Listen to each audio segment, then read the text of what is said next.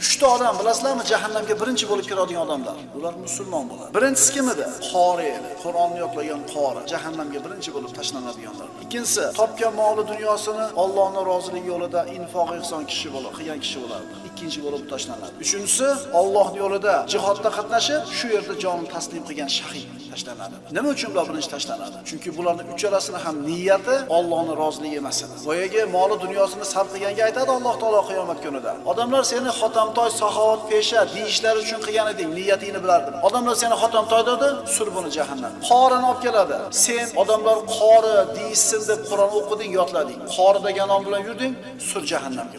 Uchinchisi, Allohning yo'lidagi jihodda qatnashgan. O'lib ketsam, shahid bo'lib o'tib ketdi deyishadi meni, orqamdan falonchi rahmatli shahid deyishadi deb qilgan.